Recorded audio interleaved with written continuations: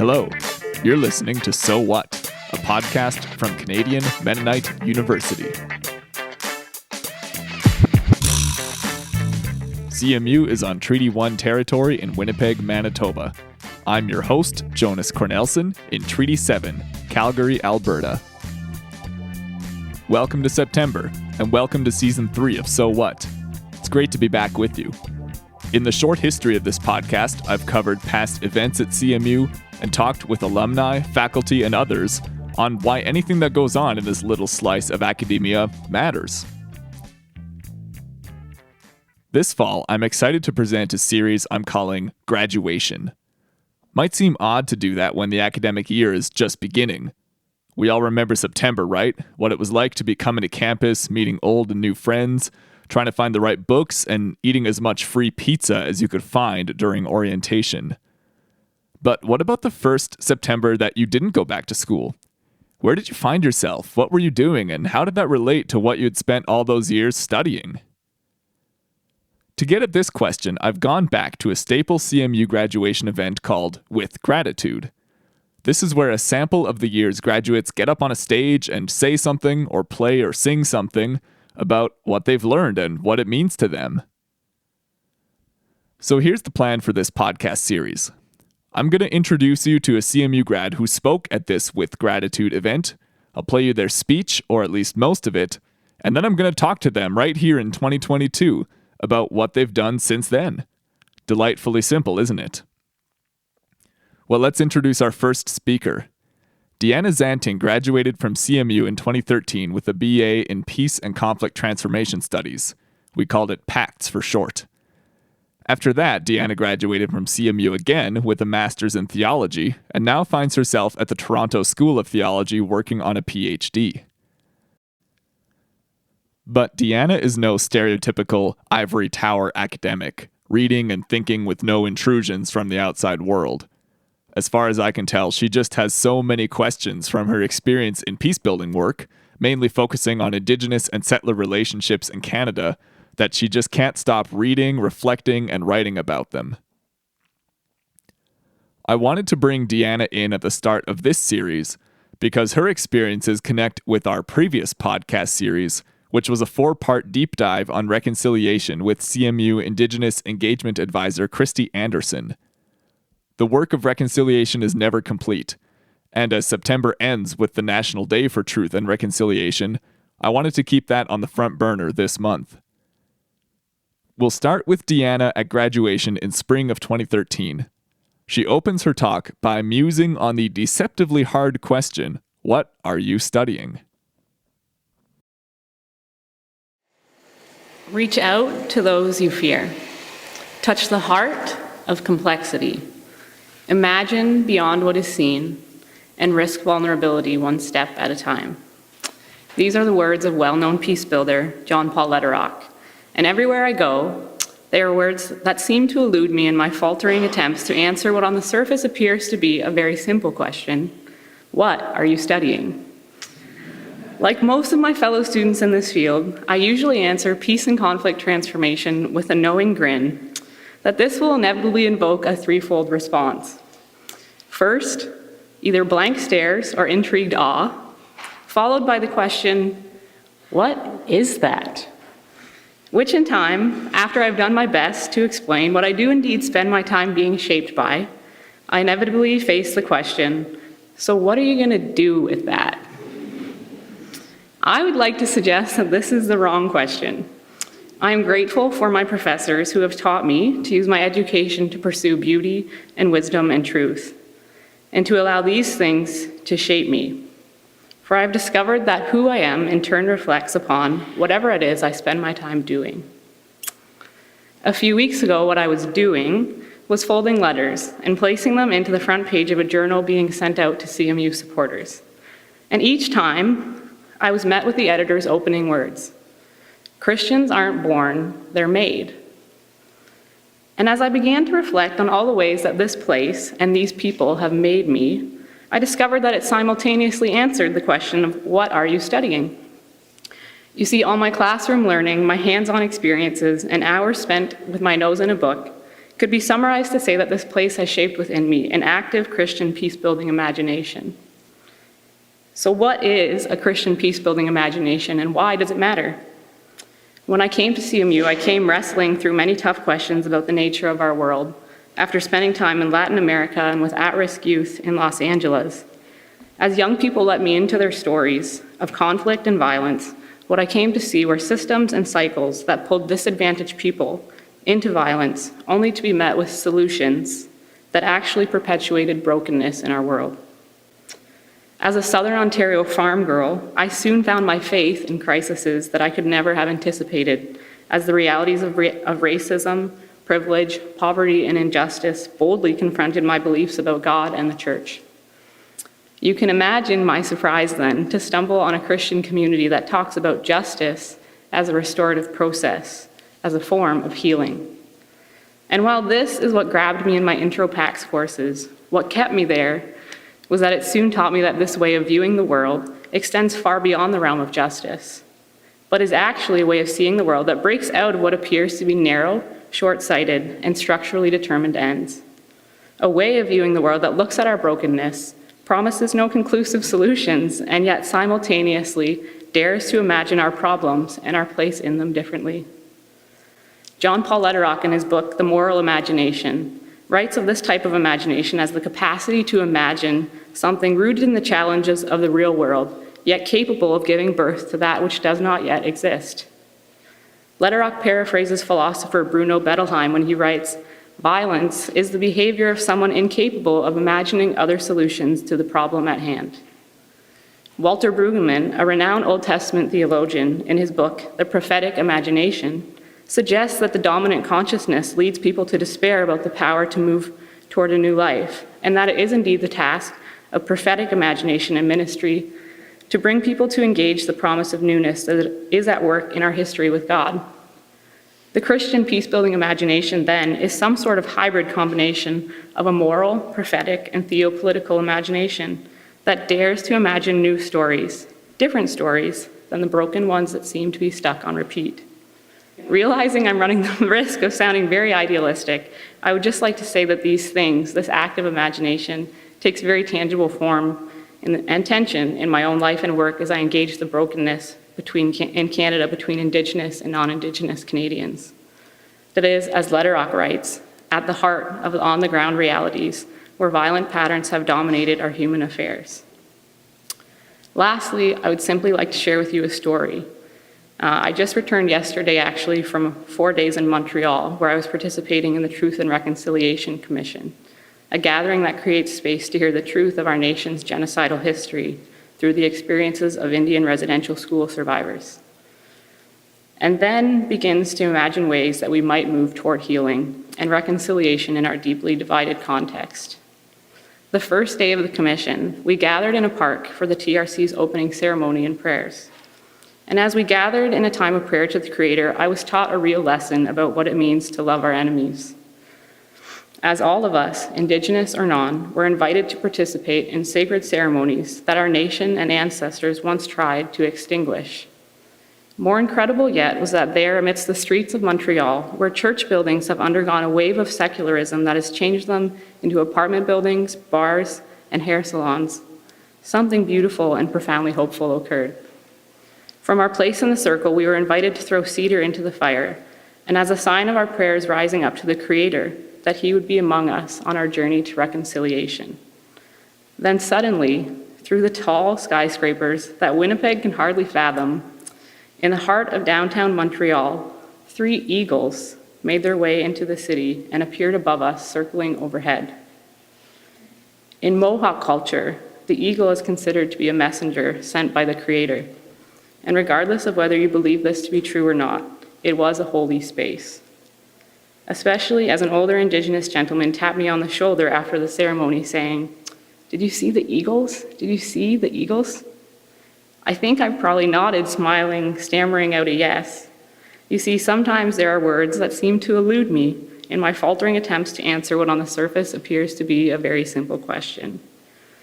And if I could answer his again, I think I would say that I hope there are more opportunities in the future where we might, as 2 people, see many more eagles, and tangibly experience the message of our Creator's reconciliation. The question is, of course, whether we can dare to imagine this ourselves. Thank you. So, that was Deanna speaking in 2013. Now, I was lucky enough to be friends with Deanna when we overlapped as CMU students. But before we connected for this podcast episode, it had been years since we last talked. I was really wondering how these ideas continued to shape her work and her life. I'm going to start you off a little ways into our conversation as I asked Deanna how some of the quotations she used in her reflection continued to resonate. Yeah, you also talked about the capacity to imagine something rooted in the challenges of the world, but capable of giving birth to something that doesn't yet exist. This was a play on John Paul Lederach.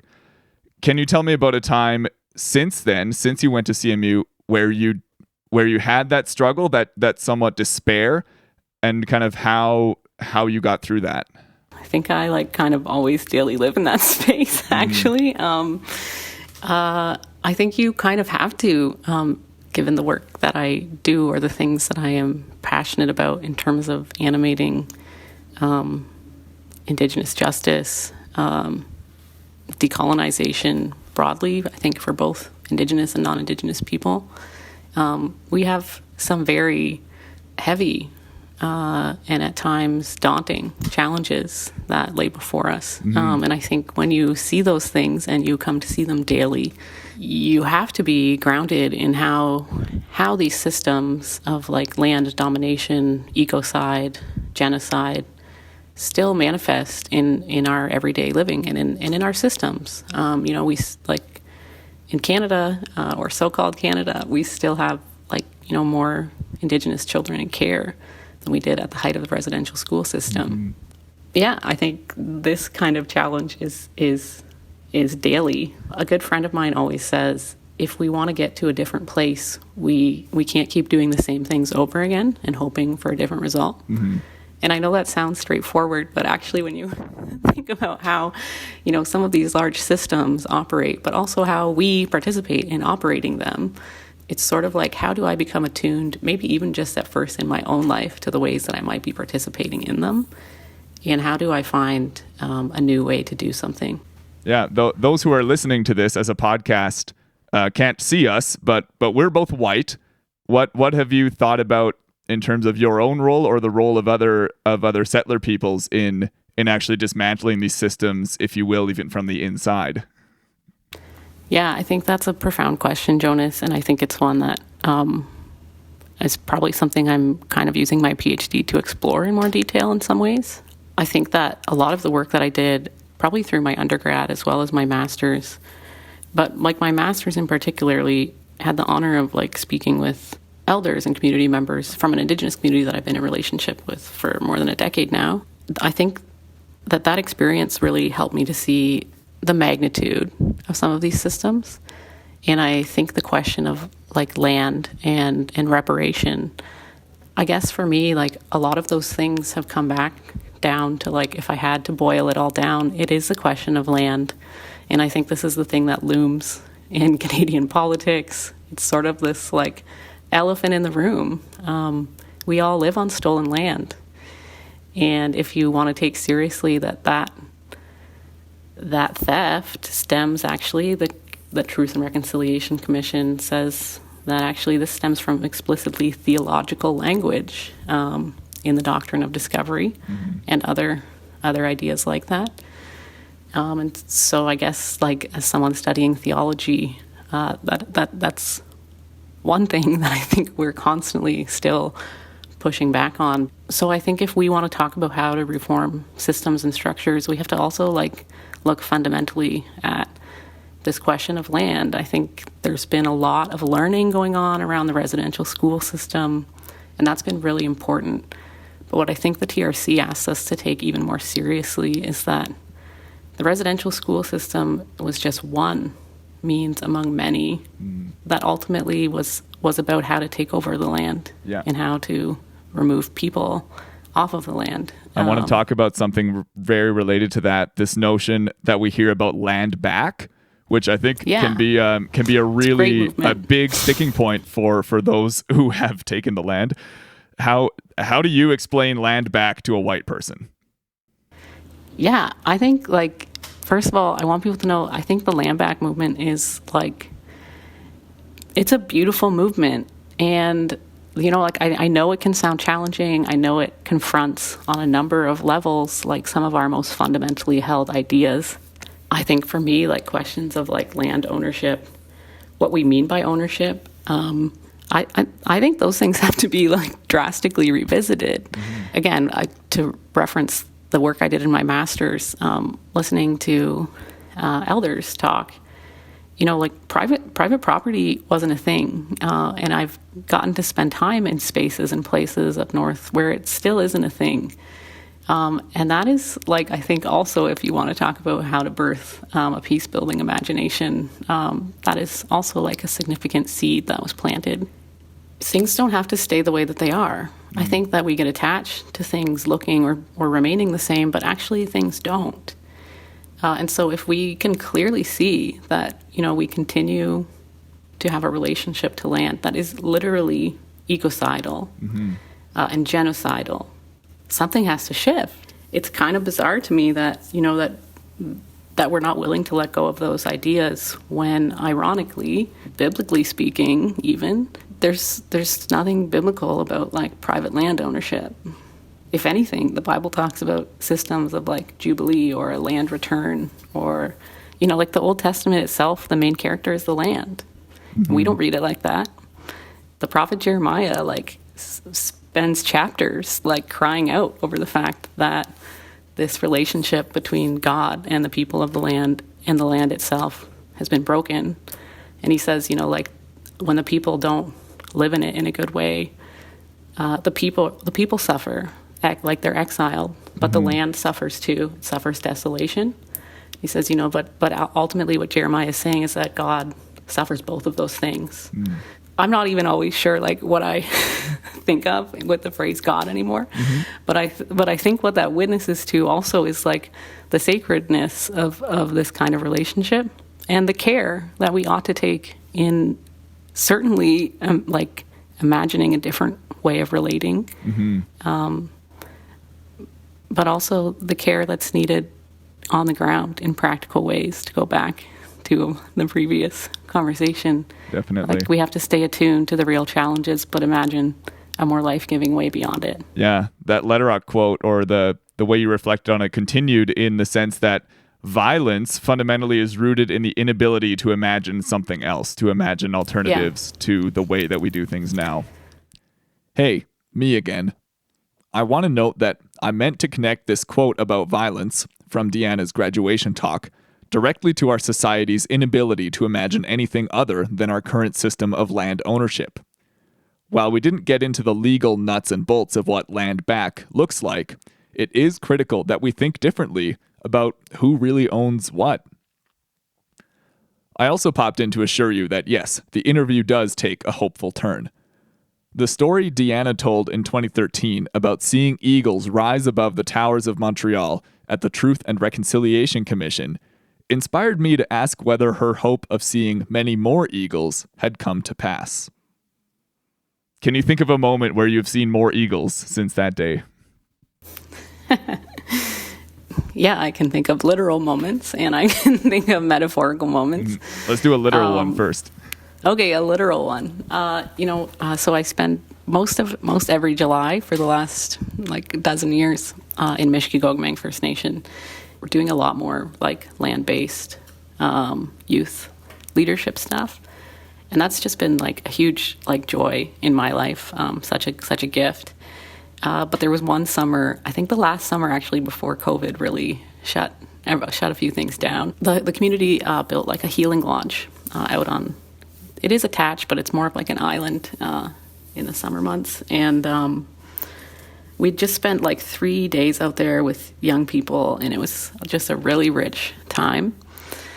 And I, like, threw out my back while we were there. And so all of my like co-directors are like helping load the like pontoon boat. Everyone else is like doing their thing, and this like kind young man that I've known since he was like 5 is just literally standing there like holding me up. And then like somebody else puts a life jacket on me. They like lay me down on the floor of the pontoon boat. Like there's just all these like really bright smiley faces staring down at me. Somebody pops sunglasses on my eyes. And we like start this journey back to the mainland, and like you're in kind of a precarious position. I think I'd been coming through a hard thing, and like I can't move. My back hurts. Are you like literally lying on your back on the floor of a boat? I'm literally lying on the back, on this pontoon boat, right, which is flat floor. It's kind of a shaking boat, and it like shook out my back kind of enough. But the reality is that I'm laying on the floor, so I can only look up, and I see an eagle, so I like point it out, and the next thing you know, like we literally on this like 20-minute boat trip see like dozens of eagles like spiraling overhead, like playing, diving, and so we're just like out there, this group of like Indigenous and non-Indigenous people who have just like spent time learning from each other. And like I just think that kind of like energy, like the eagle represents love, right? And I've never had a moment like that where I've been so surrounded by that many literal eagles. But I think it also just kind of speaks to the spaces that we can create. Is that what the eagle means to you, kind of on that more metaphorical level? Just these spaces of new beginnings and new relationships? I think it has a lot of meanings to me. I think one of them that probably also stands out, which again, like it's probably things I've picked up sitting in the learning circle at Sandy Soto with people that are wiser than me. Like the eagle has this ability to rise high in the sky and see. I remember one time even an elder saying, like they'll fly higher than the storm and look past it.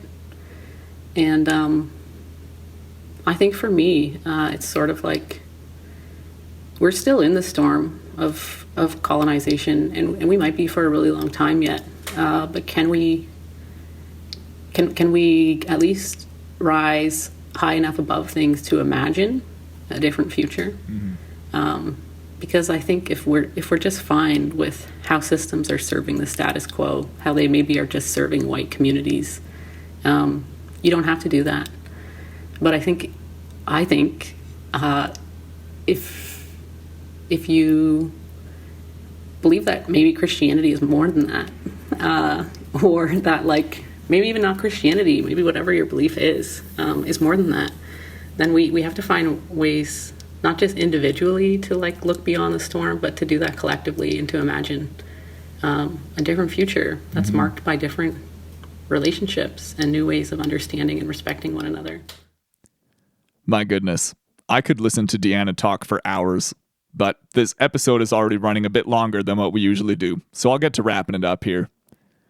Deanna's story of watching eagles from the floor of a pontoon boat is a small example, but I hope it encourages you to imagine the new kinds of relationships that are possible, perhaps especially in spaces where we are vulnerable, physically or otherwise. As Deanna said, we are still in the storm. Colonialism, rooted in bad theology, still dictates much of how our society works. However, Deanna's initial reflection at CMU grad, and my conversation with her about life since then, have reminded me that a peace-building imagination is more than just wishful thinking. It is an active search for new ways of being. Thanks again so much to Deanna for speaking with me, and thanks to you for listening in. I'd love to hear your comments on peace building, land back, and anything else. Get in touch on our Facebook page at facebook.com/sowhatpodcast.